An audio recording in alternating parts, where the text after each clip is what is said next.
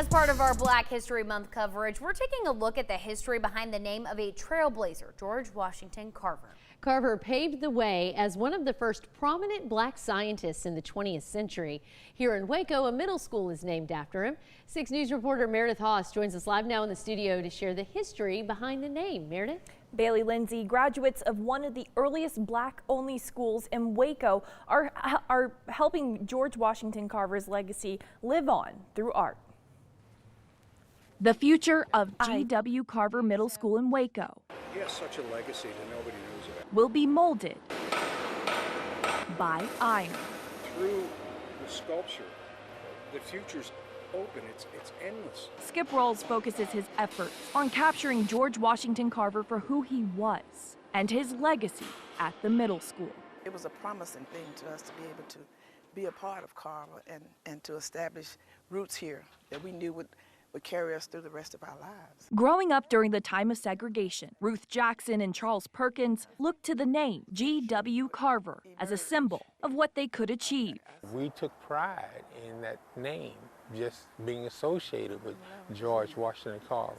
It was focused on educating students and providing them an opportunity to grow in their own environment, in their own community. Born in 1864, he was born into slavery. George Washington Carver grew up to be an agricultural scientist and inventor. His parents were slaves, and they were owned by Moses and a lady named Carver.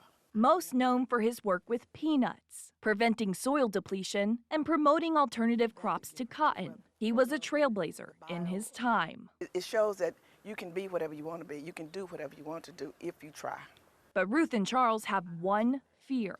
It's so amazing now that the kids of today really don't understand what it really means to have someone to be successful that looks like you.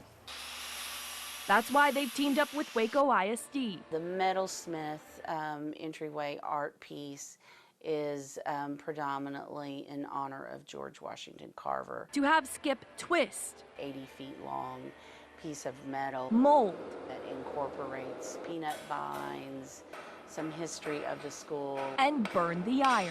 A peanut bench, a huge bust of George Washington Carver that will sit in front of the new middle school. Education is endless.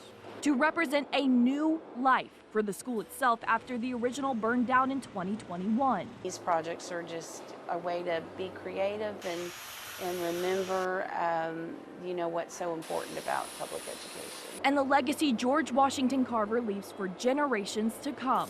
Well, I just hope the teachers are just as committed and dedicated as they were then now. It's just the fact that we as people need to appreciate who we are, where we came from, and so that way we can understand where we're going to go.